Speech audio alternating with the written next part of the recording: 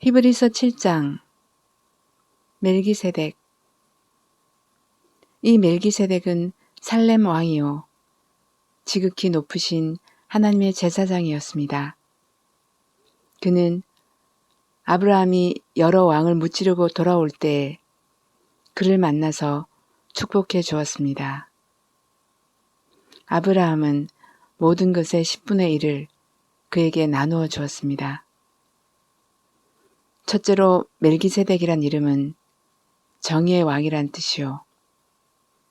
다음으로 그는 또한 살렘 왕인데 그것은 평화의 왕이라는 뜻입니다.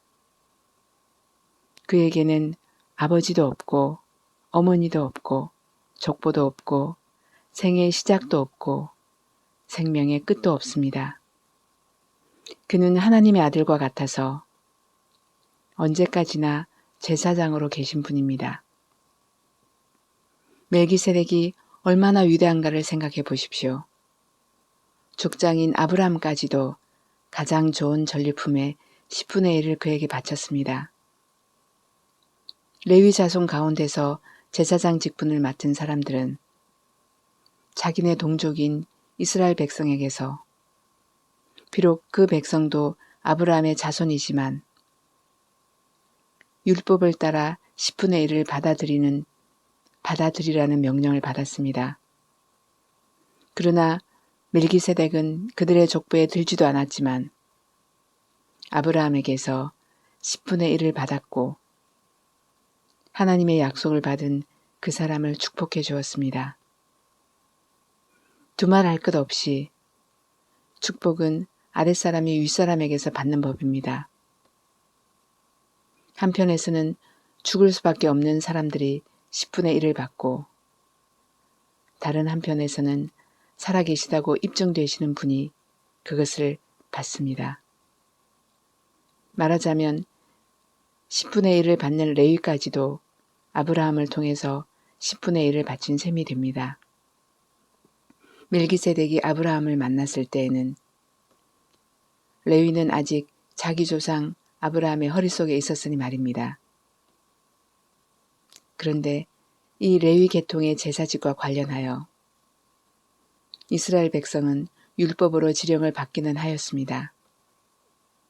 그러나 만일 그 제사직으로 완전한 것이 이루어질 수 있었다면 아론의 계통이 아닌 멜기세덱의 계통을 따른 다른 제사장이 생겨날 필요가 어디에 있겠습니까?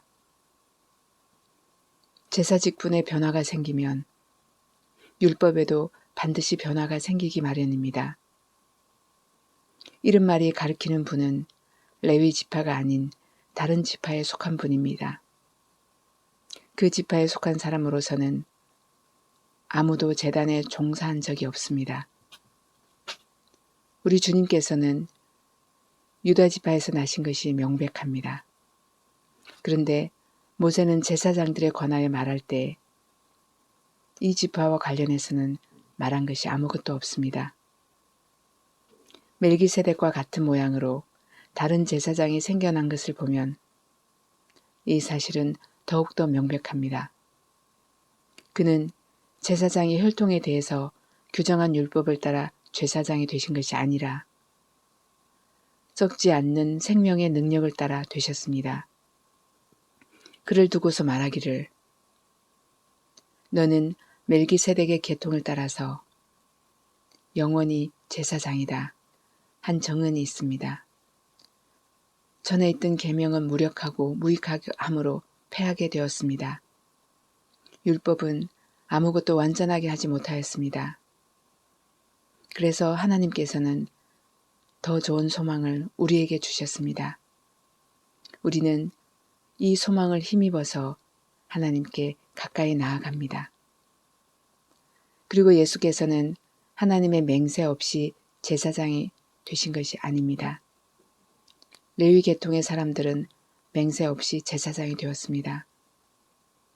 그러나 예수께서는 자기에게 말씀하시는 분의 맹세로 제사장이 되신 것입니다.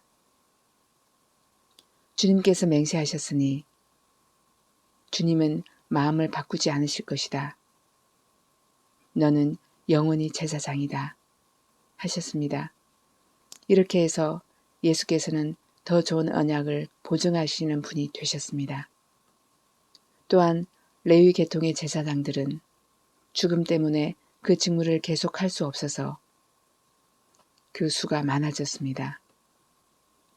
그러나 예수는 영원히 계시는 분이시므로 제사장직을 영구히 간직하십니다. 따라서 그는 자기를 통하여 하나님께 나아오는 사람들을 완전하게 구원하실 수 있습니다. 그는 늘 살아계셔서 그들을 위하여 중재 간구를 하십니다. 예수는 이러한 제사장으로 우리에게 적격이십니다. 그는 거룩하시고 순진하시고 순결하시고 죄인들과 구별되시고 하늘보다 높이 되신 분입니다.